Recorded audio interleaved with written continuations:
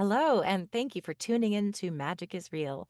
I'm your host, Shannon, and if you like this podcast and it resonates with you, it would mean the world to me if you can subscribe, like, share with like minded friends, and most of all, please leave comments below, even if it's just an emoji. It really helps to support the podcast for free. So today I have with me Amanda Weidman. She's coming to us from Bali, so there may be a little bit of a delay, but Amanda is the author of a book called Surrender: How a Near-Death Experience Changed My Perception of Life. But she's also a trauma-informed coach and has had some spiritual experiences in her life that she's going to tell us about. And I'm eager to hear about her spiritually transformative experiences and insights. Thank you, Amanda, for being here today. Yeah, thanks, Shannon. I'm happy to be here.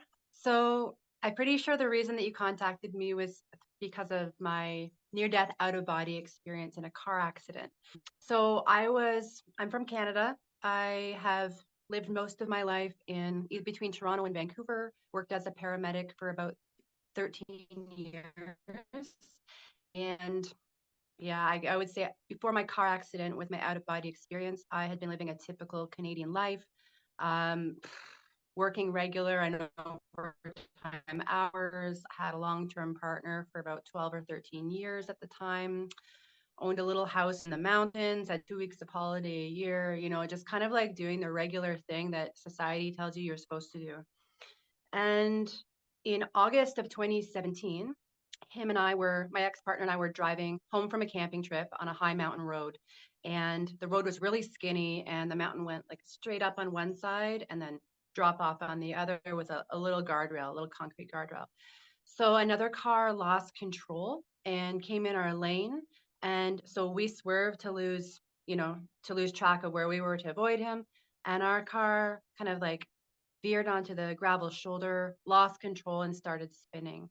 And we ended up hitting another car and flipping upside down and landing with the wheels up and teeter tottering over the edge of the cliff.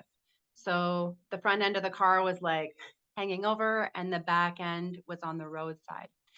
So we both survived. But what happened for me on that day was very different from what happened in the physical world. So as soon as our car lost control, I had this very split second knowing or believing believing that we were going to go over the edge of the cliff. And very, very quickly, I closed my eyes and I leaned back in my seat just soon as we veered onto the shoulder and just kind of like surrendered into the most peaceful physical mental position I could, thinking that if we were going to die, I wanted to die peacefully.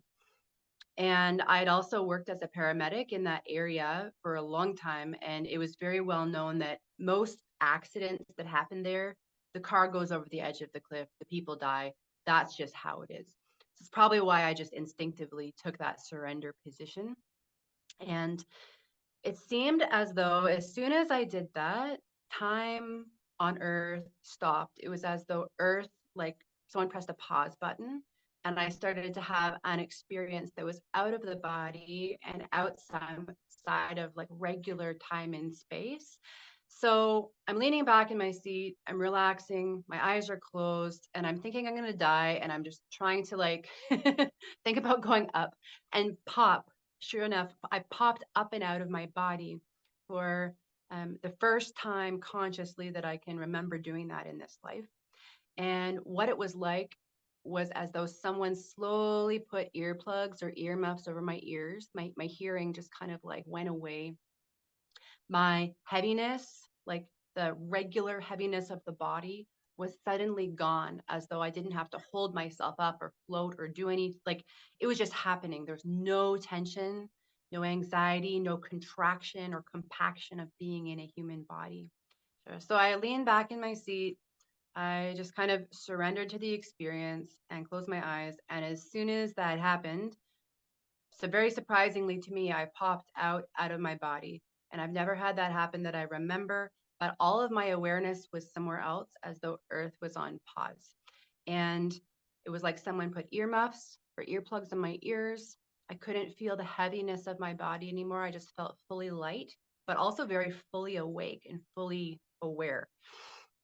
And there was no tension, no contraction, no anxiety, no busy mind. The mind action just like totally stopped. Yeah, so I popped up and out of my body, and I could, even though my eyes were closed, I could perceive kind of in my third eye being in what I describe as like a dark, pillowy, feathery, kind of like soft, safe, secure cave. And I wasn't frightened at all. So like when I say dark or black, it wasn't ominous, it wasn't creepy, nothing like that. It was like, it was just such a safe, secure feeling. The next thing after that that I noticed was that I wasn't alone there. It seemed as though, even though I couldn't see like their features or like identify who or what they were, it seemed as though I was being surrounded by many, many, many beings. Um, I could kind of make out, like, I guess if you saw like a shadow with a tiny bit of light behind it, just a tiny bit of light behind it so that it almost like had a human form, but no more than that. And and it felt as though, and I'm saying I'm out of my body, so it's more like a knowing, but there was this kind of telepathic emanation, vibration, whatever you want to call it, essence coming at me towards all of these many, many beings that was very, very welcoming, very, very safe, very, very familiar. And so it was as though I could just suddenly go, whoa, this is like a homecoming. This is like what I've been waiting for my entire life that I didn't know I was waiting for. And I'm just getting, shivers talking about it now. Um, but it felt like all of the things, the feelings, the knowings, the people, everything that just kind of seems out of reach when it comes to like comfort and familiarity in human life was all suddenly finally right there. And I was also connected and one with them. So it wasn't as though I was this little earthly human that has like come to like the throne room of heaven. No, it was like my higher aspect of myself and them were on the same wavelength, and we were all connected kind of through this knowing and this familiarity. I started to notice too, like, oh, okay, I've been here before. I've passed through here many times. I wouldn't call it like heaven. I had the sense it was kind of like a higher dimension or a waiting room or a threshold before moving on to other dimensions. But it itself was so familiar, which is probably partly why it felt so secure and safe. It was like, oh, I can finally just be here and relax. There was many individual consciousnesses. We, they and we were all so united in our knowing and in our connection. It was like we were experiencing everything together. So even though there was like individuals, there was this massive presence of oneness. Um, and so being there, it was like Earth was on pause, and I was kind of having these like knowings and experiences one by one about this place. And I don't know how long in, spirit world time I was there, but it was long enough for me to absorb into my awareness and my knowingness who I really am, at least more of who I am than the earth version of me, and know that I belong, we all do, belong to a soul family, to a oneness and a connectedness that we've known for eons. We've passed through in and out of a place like this and been connected with our people for I don't know, for eons, for so, so long. And that's why it felt so familiar and so safe. It felt as though no mistake on earth, no trouble that I've caused, no failing of any sort really mattered there because I was known and accepted so well. It was like none of that mattered. All that mattered was this reunion and this connection. So I just kind of took that in. I took that in. And before I knew it, I was upside down in a car looking over the edge of a cliff. And my hearing came back. I could hear like crunching metal as the car settled and people yelling about calling emergency services. And my partner was screaming. and I was back in my body. I could feel everything again. And even though all this stuff was kind of going on around me, I was totally blissed out and pieced out. So someone came and took a crowbar to open the door and let us out.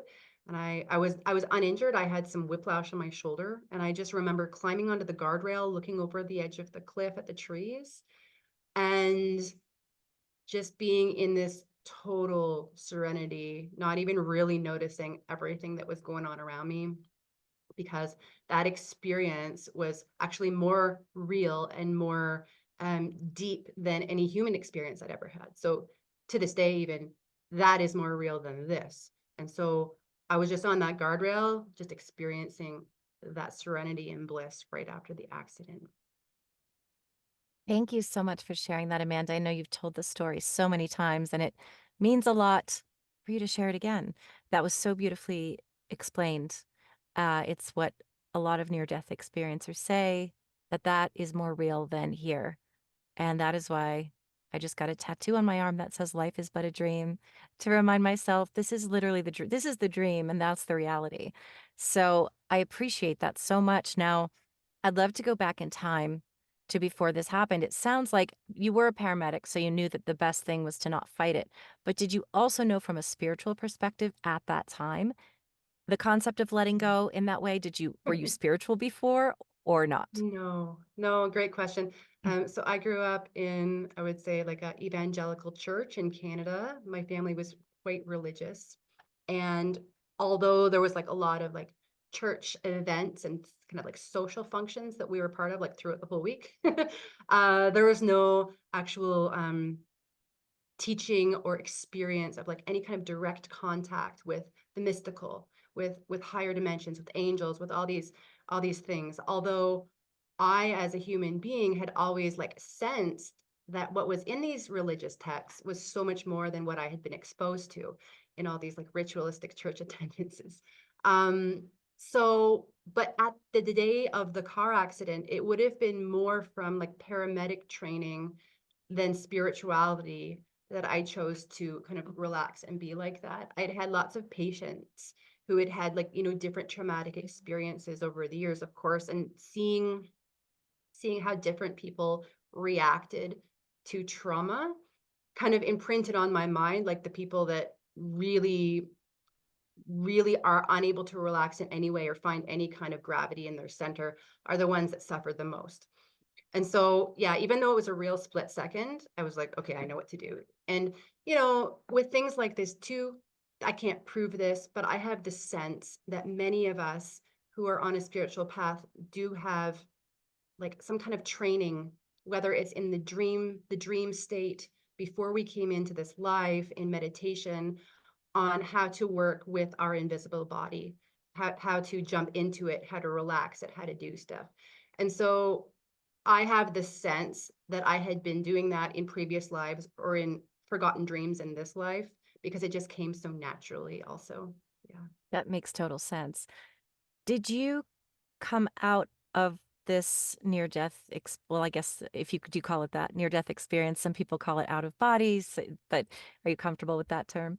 Yeah, any term's fine. Yeah, when you came out of this, I know that integration can be really difficult.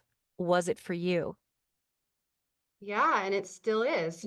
Mhm. At first, it was really easy because I was left with such a deep experience of being connected to that oneness, all of these individuals that were like, that was so much more real. I was very ungrounded, but it was being ungrounded in a way that was quite peaceful for me at the time for, I would say, up to 2 years.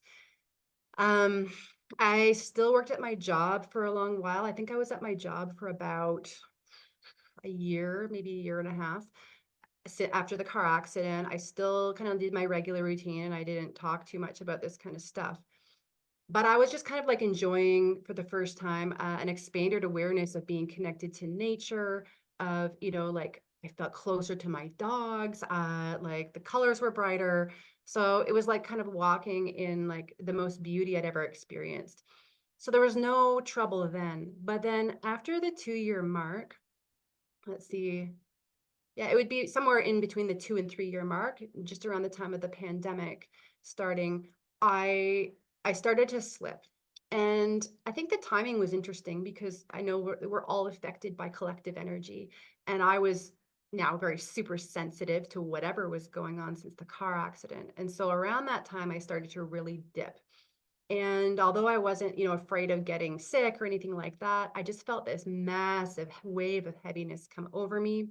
And I went into like a massive dark night of the soul.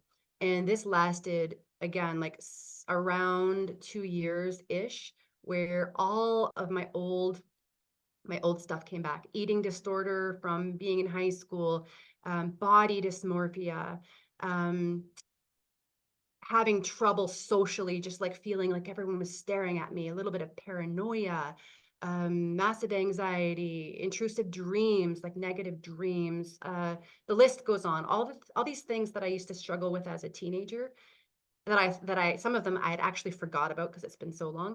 They're all back full force. Things that I had just kind of like suppressed or distracted myself from with plenty of work. They were affecting me more than they ever had, and all at the same time. I also started to feel like kind of with that dip, very misunderstood. So I know that in the first 2 years, I definitely was misunderstood, but I actually didn't care because I Yeah. was just kind of blissed out. But now I realize, okay, no one around me that I'm connected to gets this. The car accident experience, the bliss after, and now this dark night of the soul. I feel more disconnected than ever. I did have a couple friends that cared about me but couldn't relate, and so that kind of compiled this extra layer of loneliness and aloneness and isolation. There was a time like in the pandemic, I took off to Mexico and I lived there for 6 months.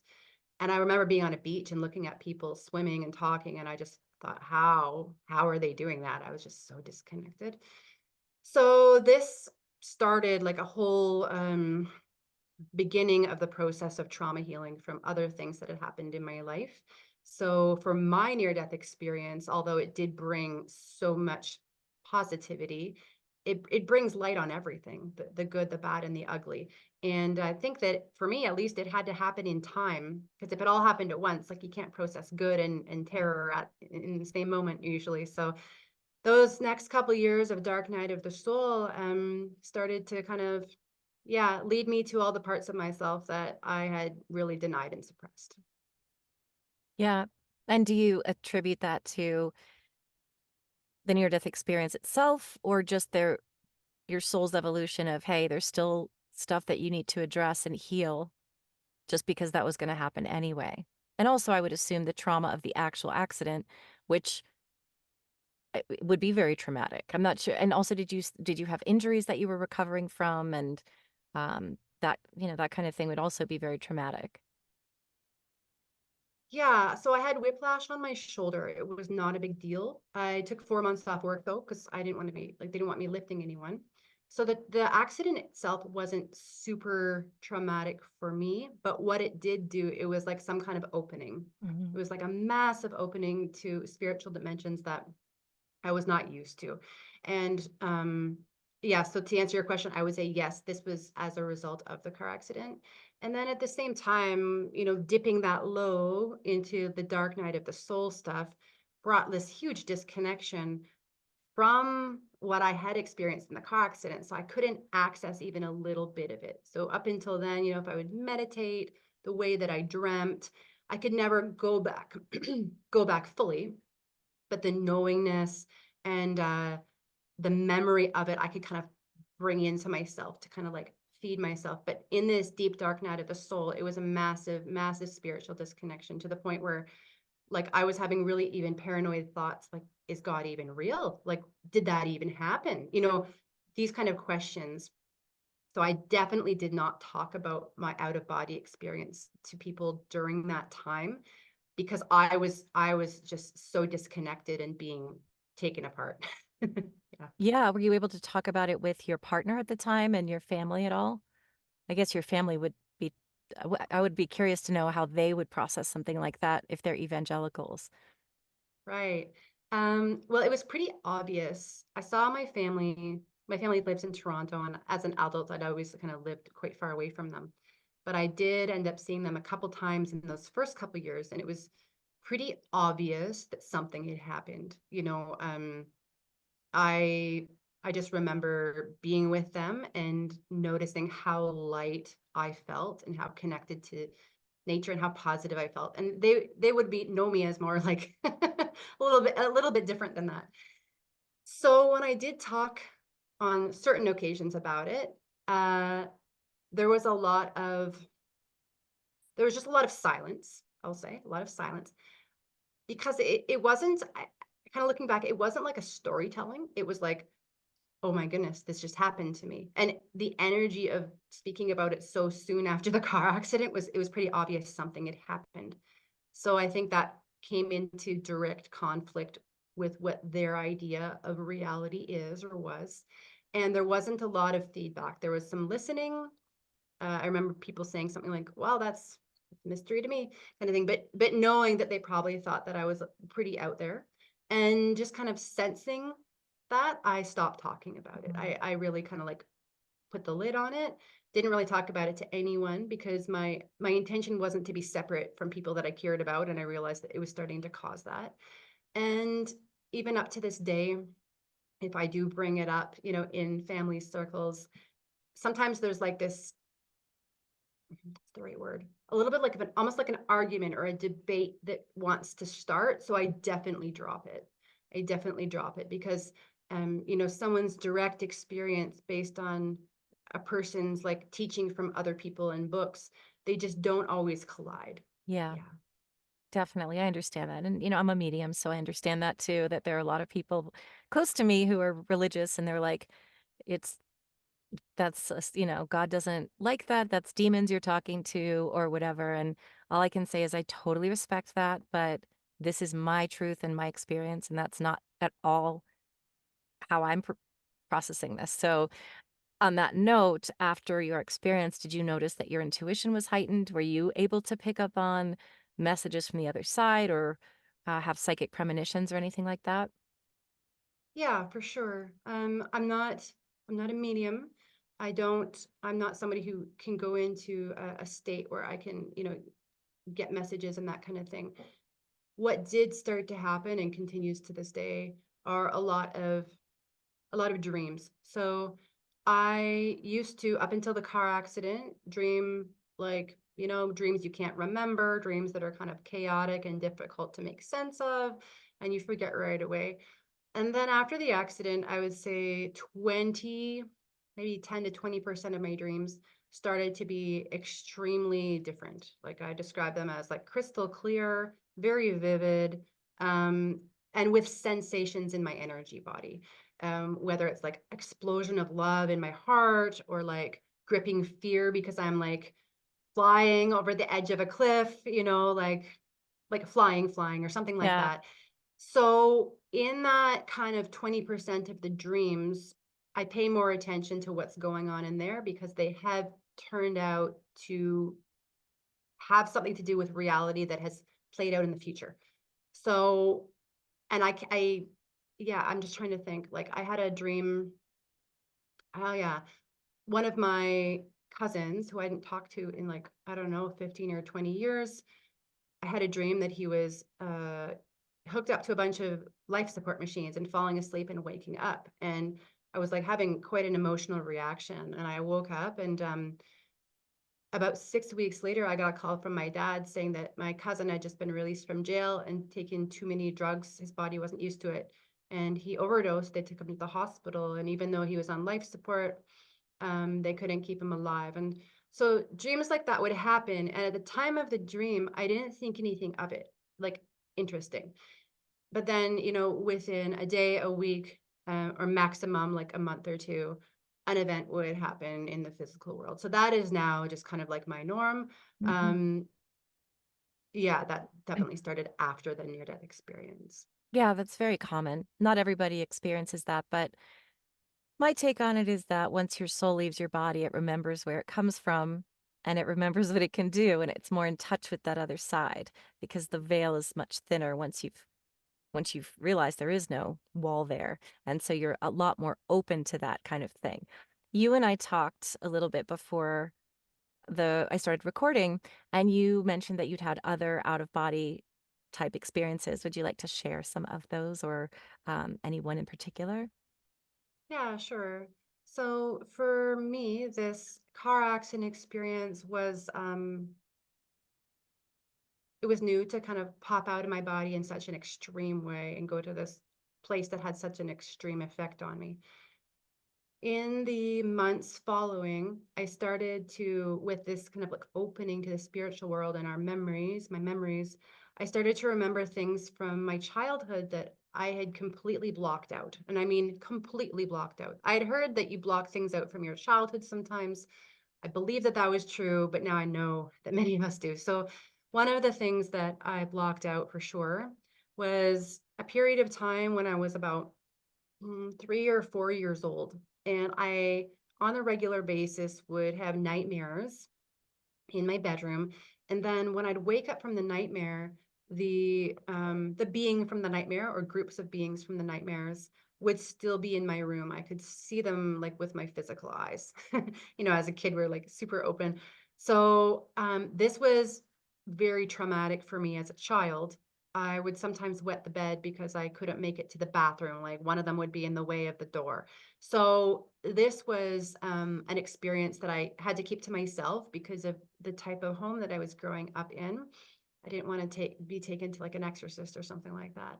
So over the years, so I would say I wouldn't call that exactly out of body, but it would be kind of like, between realms. And then, yeah, up until age 8, it kind of faded away, but I would still have the sensations. So I would be somewhere in an old house or be like in a forest, and I could sense presences, and I couldn't tell if they were like friendly or not friendly. It was just like boom on my nervous system. So growing up, there was like a ton of terror and panic because I was not in control of what I was kind of like experiencing, where or when. And then, yeah, so that all kind of like got repressed until after the car accident. And then in the years following, um, and all this kind of stuff was like unexpected, came in waves, it would be quiet for a while and then boom. Um, I I'll go into, yeah, so I was in some plant medicine ceremonies, and that was to start addressing this childhood trauma stuff and get some help from people that had kind of walked that path before me. And those were between 2018, 2021-ish. And the nice thing for me in those ceremonies, we definitely, like, the medicine definitely showed me a lot of stuff from my past and helped me to understand it from a big picture, helped me to see, the perspective of the adults that were there, helped me to see how it was actually part of a plan and came together. So it started to put pieces together for me. So that's the reason I went. But then usually after some of those insights were given, the rest of the ceremony was very out of body for me. And the nice thing about it was it helped integrate the car accident. So what would happen would be that I would kind of get to a place that had the same vibration, the same essence of the kind of the dark cave. It didn't look the same, but it was the same familiarity. And often I'd be met by beings that looked, it's interesting, that looked very much like people that I knew on Earth, but they looked a little bit more celestial. They looked a little bit more glowing. So I believe that I was coming into contact with the higher self of people that I knew, people that were teaching me and guiding me here on Earth, just regular humans. And so being up there and kind of learning from them and taking on experiences like that kind of taught me that some of the beings that were in my near death out of body experience were actually the higher selves of people that I know on Earth. So obviously we exist here physically, but we're out here too. One of the ones that was really powerful for me was I found myself kind of in the second half of a ceremony in this glowing dome where it was on like the walls were alive. They had what looked like Egyptian writing, but the writing itself was glowing, different colors and light. And there was some people sitting around meditating on the edges. And then there was a man there who seemed like he was a teacher or he was kind of like in charge of this space. And he smiled at me. And again, like this is in in 2020. In a ceremony in this cave, he said to me, you've been in a car accident. You're not going to remember anything that happened when you get out of the car accident.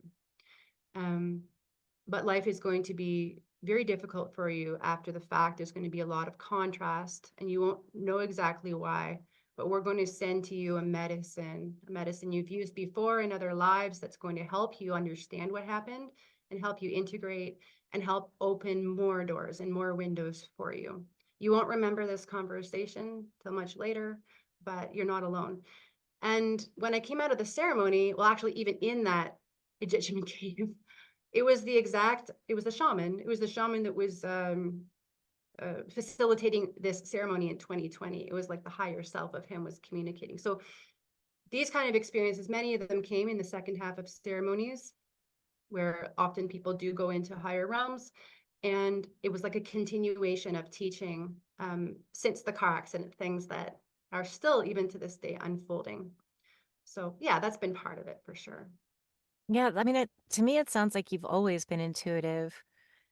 And that because I have this, a lot of people who've had near death experiences report that when they were children, they saw beings or they had interactions with the other side.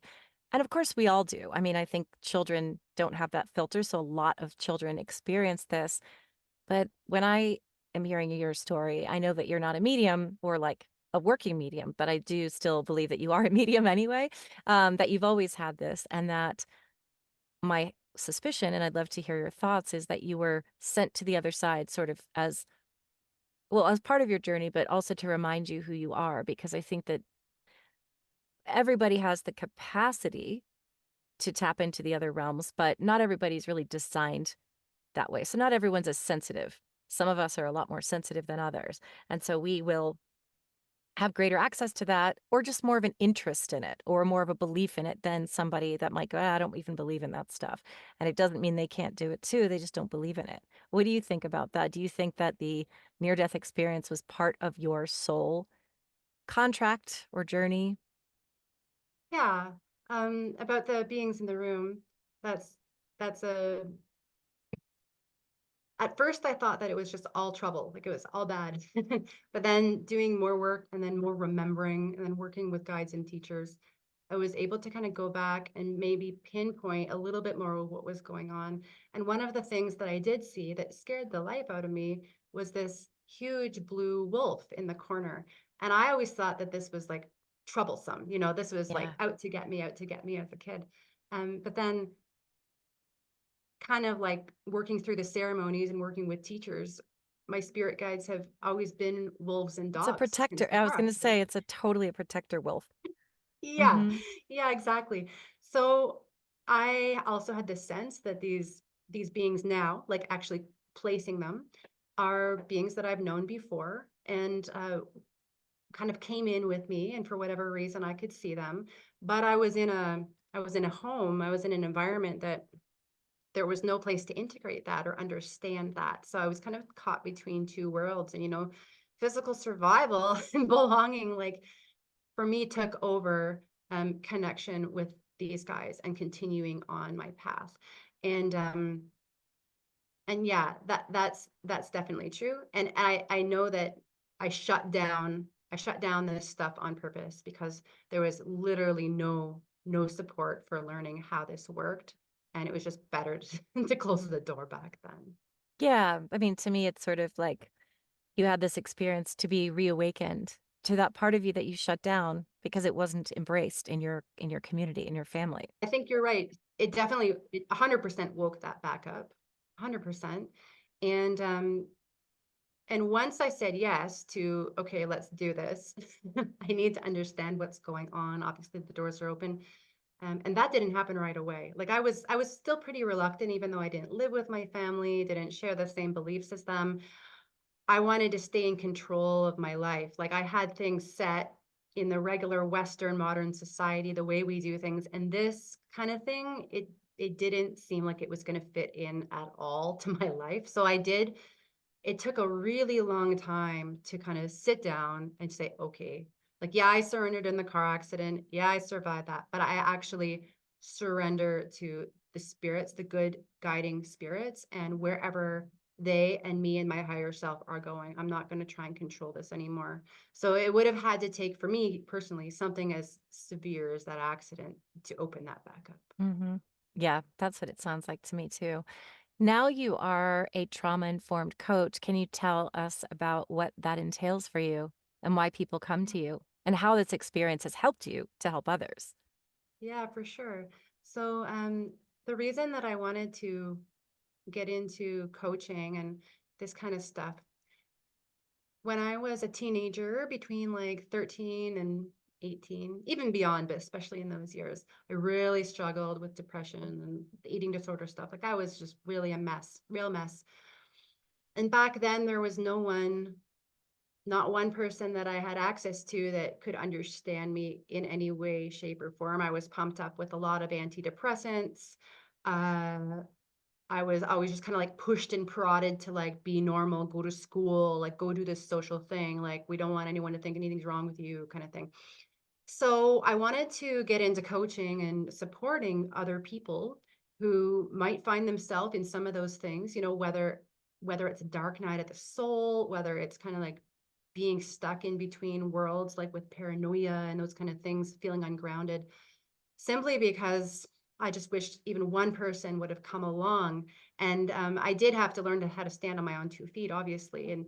But you know, it's easier when someone comes and supports you. So a lot of the people that come to me for coaching are people who have had very similar experiences as I have around, just really feeling like they were with the wrong family, with the wrong parenting, feeling like they couldn't be themselves, struggling with spiritual experiences that don't make sense and seem scary.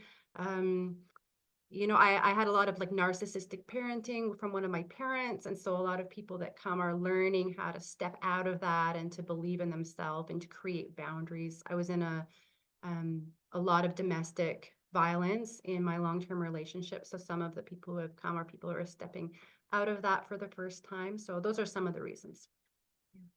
That's great. I think that people who've been through it make the best healers, I guess I'll say. That's one of my passions too is I come from, yeah, eating disorders, in myself and severe anxiety and sex and love addiction. And now that I'm on the other end of it, all I want to do is help other people because when you're in it, it feels like there's no hope and you're never going to make it through. And sometimes you just want to get out of here. And like you, it's just you figured out your own way to heal. And so you just want to be there to support other people who are still in that lost position of I don't know where to turn. I'm hopeless. I feel terrible. And so that's the beauty is that you have the empathy to say, "Hey, I hear you. I know what that feels like at least to a degree." And how does the how do your spiritual experiences inform the way that you I guess I'd say treat these people or are of service to them? Yeah. Well, first off, some of the people that helped me the most after my car accident, because I did get in touch finally in my life with some great people. Some of the things that helped me the most looking back was being heard and being witnessed for my story. And so I really believe that when people can tell their story for as long as they want to or need to like just kind of put it out there to be witnessed and held in a strong container, that's a really big piece of it because often um often people feel judged or they feel like the person is like super educated and they're just looking at you Yeah. like through the eyes of a book or something like that. And so the people that helped me the most were not doing that, and they had the ability to have presence and listen. So my intention is to first, show up with like a lot of empathy because there is a lot of pain that people are carrying, like massive, sometimes not, we don't even know. For me, I didn't even know how much was in my subconscious. And then as far as like spirituality, really tuning into, like what is the medicine that is missing from this person's life that we could connect them with. And I mean medicine from anything from plant allies to guardian spirits to even archetypes from the tarot. Like there's all these universal energies around us, you know, you know how it is all the time that want to show up for people. and be like, I'm here because I'm what you're missing right now. I want to work with you. This quality. For example, one of the first ones that came in for me through one of my guides was rose, the plant spirit rose, and for like really healing the heart and bringing some soothing to like the mother wound, as well as the thorns for like the boundaries to keep away people that don't have my best interest. So once I realized that this was available to me, doing some practices with rose and rose tea and that whole thing. So for people who do come to me, that there's that piece that could use a little bit of medicine. I feel like finding a bit of your own medicine is a big piece of it, and also finding a bit of your gifts. Like sometimes we don't see exactly what gifts we're showing up with, but when a stranger is like listening to your story and listening to you speak, it can be really obvious, to someone who's listening. Oh, you already have that naturally going for you. You don't even see it. And so getting connected a little bit more with our gifts can be the momentum we need to like really start believing in ourselves in the midst of this darkness. Yeah, that's so beautiful. I know we're all here with specific gifts and unique talents, and we all have something to offer. And I think sometimes we forget that because it's so easy to get beaten down by the 3D reality of everything and to just and people tell you you're worthless and you start to believe it. So self-esteem is big on my list of passions of how we build that back up because I did, and if I could, if I can, anyone can, and I think that's such a amazing gift to have received. So, if there's one thing off the top of your head that you want people to know, what is it? Yeah, you don't need to be afraid of dying or being out of the body. You That's a don't good have to one. be afraid of dying or being out of the body.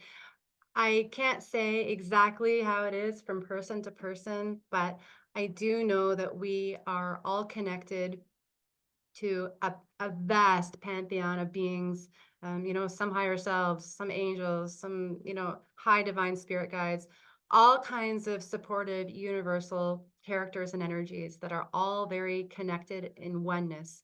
And you're part of that. And when we pass out of the body at some point in our journey, we're going to get reconnected there. And so when it's time to go, or even if you're headed into like a deep meditation or a plant medicine ceremony or an unsure time of our life, just knowing that when you surrender, if you can remember to surrender as much as possible, the mind, the body, just let it go, let it be, and then can have like eyes on the prize. Like I'm headed back to where I belong with my consciousness, where I'm known, where I'm recognized, where there's no filters, there's no hiding, there's no pretending. I can be myself. They know me. You are known. You truly are known outside of the body and beyond death. I love that. That's great. Thank you for that answer. I'm going to have your link below, but just so if people want to work with you or reach out to you, it's Lion Spirit Coaching. Did I get that right? Yeah. Lionspiritcoaching.com. And is there anything else that you want to share about your work, what you're offering, or anything else that I haven't asked you? Yeah, well, you can throw my YouTube channel on there. I throw up a video every once in a while and just kind of talk about these things, usually trauma healing and sometimes dreams that come through that I feel are for more than just me. So there's the YouTube, there's my book that you mentioned, and it's a pretty quick, easy read. And then, yeah, with the coaching, like a lot of people come and they just do one session, and it's just really about making that connection and whatever's going on right now. If you just need to be heard and you just need to be like, as much as one person can be Yeah. understood and witnessed, like there's no story too crazy. So it's better to not, whether it's me or someone else, it's better to not be alone if you don't have to. It's already hard enough. Agreed. Thank you so much, Amanda Weidman with Lion Spirit Coaching, for joining me today. And again, for sharing your story. I know you've done this so many times, but there are always more people that haven't heard the story or people that have heard it. And now you've just shared even more insights that you may not have shared elsewhere. So it means the world. And I want to thank you for your service to the world, really, just by sharing your experience. I trust that it opens minds and offers a lot of hope and inspiration and takes the fear out of death a little bit.